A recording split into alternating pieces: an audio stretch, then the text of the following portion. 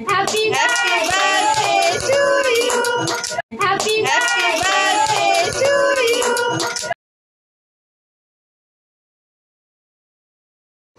রান্নার মাসিরা কিন্তু চলে এসেছে, তো তার কারণে আমার ভাইয়ের বউ কিন্তু একটু জল মিষ্টি দিয়ে পুজো দিয়ে দিচ্ছে উনুনকে। আর এখানটায় দেখতে পাচ্ছ চাল, আলু আর 11 টাকা দিয়ে দিয়েছে।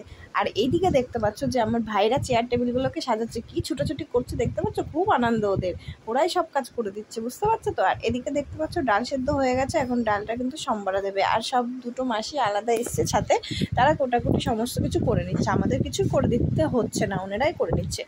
তো প্রচণ্ড গরম পড়েছে, রোদ্দুর খুব তাপ, ছাদে রান্না হচ্ছে। আজকের ইন্ট্রোটাই করা হয়নি। তো বন্ধুরা কেমন আছো তোমরা সবাই? আশা করছি তোমরা সবাই ভালো আছো, আমিও খুব ভালো আছি। এ দেখো আজকে আমার ভাইয়ের মেয়ের জন্মদিন, তো সেই কারণে একটা ছোট্ট আয়োজন করা হয়েছে। দেখো আমি একটা শাড়ি পরে রেডি হয়ে নিয়েছি, চলো তোমাদেরকে দেখা।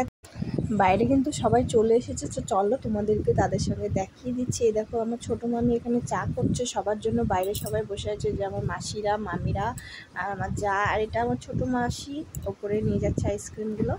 আর এদিকে দেখো এটা আমার ভাইয়ের ঘর, এই ঘরটাতে কিন্তু সমস্ত কিছু সাজানো হয়েছে। এই দেখো এটা আমার দিদির মেয়ে। আর এই দেখো এটা হচ্ছে ছোট্ট বেবি, যার আজকে জন্মদিন। তো এই দেখো কেকটা কত সুন্দর পোজ দিয়ে ছবি তুলছিল, দেখছিলে তো? সব বাচ্চারা কিন্তু ওর পাশে এসে ওকে ঘিরে ধরেছে, সবাই এখানে বসে আছে। এবার কিন্তু কেক কাটাটা শুরু হবে। তো ঘরের মধ্যে খুব অল্প জায়গা, সেই কারণে এখান থেকে কিন্তু আবার সেই মামিদের বাড়িতে যাওয়া হয়েছে, মামিদের বারান্দাতে। তো এই জায়গাটায় এখন কেক কাটা হচ্ছে। তো সব বাচ্চারা আছে তো ওর পাশে, তার জন্য ও কী করবে বুঝতে পারছে না। ওর ভাই ওর হাত থেকে চাকুটা কেড়ে নিচ্ছে কেক কাটবে বলে। তো ওর মাসি গেল এখন ওর সাথে কেকটা কাটার জন্য। Happy birthday to you, happy birthday to you, happy birthday to Rahi, happy birthday to you. তো রাহিরই কিন্তু আজকে 5 বছর পূর্ণ হলো। তোমরা সবাই আশীর্বাদ করো যেন অনেক বড় হয়। এ দেখো সবাই কিন্তু চলে এসেছে, এদিকে সবাই দাঁড়িয়ে আছে। এই দেখো ওর মা, আর এটা আমার চায়ের ছেলে। তো এইখানটায় এই যে কেকটা কাটা সম্পূর্ণ হলো। তো আমি যেরকম ভেবেছিলাম ওরকম করতে পারিনি, সবাই চলে এসেছে, টেবিলের উপর দিয়ে ওর বাবা দাঁড়িয়ে কাটবে, তো সেটা পারলাম না। সেই জায়গাটা মানে ওর মারা সাইডের পাশেই যায়নি কেক কাটার সময়, এই যে ওর মাকে কেক খাইয়ে দিচ্ছে। আর এটা হচ্ছে ওর ভাই হয়, মামার ছেলে, ওর মামার ছেলে। এবার ওর বাবাকে কেক খাইয়ে দেবে, বাবাও এদিকে রয়েছে, ওরা রয়েছে বাচ্চাদের সাথে। তো খুব মজা করেছে, খুব আনন্দ করেছে, ওদের কাছে আনন্দ করাটাই সব থেকে বড়।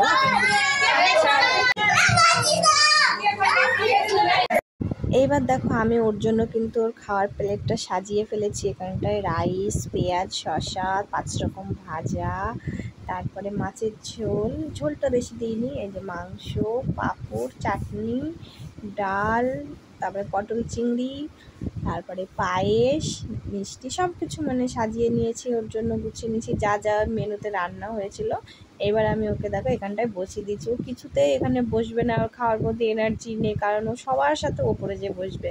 আমি বললাম ঠিক আছে, তোমার জন্য যেগুলো আমি দিয়েছি সেগুলো আগে তুমি একটু খাও, একটু খেয়ে নাও, তারপরে তুমি আবার ওদের সাথে যেয়ে বসো। আমি কটা ছবি তুলে নিই। ও ছবি তোলার প্রতিও এনার্জি নেই, খাওয়ার প্রতিও এনার্জি নেই, তো ও পোজগুলো দিচ্ছিলো, দেখতে পাচ্ছ তো? পোজগুলো কিন্তু খুব সুন্দর সুন্দর দিচ্ছিলো। তা আমি একটু জোর করে বললাম, অল্প 2-4টে খেয়েছে, আর একটু সন্দেশ খাইয়ে দিলাম। আর বললাম আমি একটু পায়েস খাবো, তার জন্য একটু পায়েস খাইয়ে দিলাম।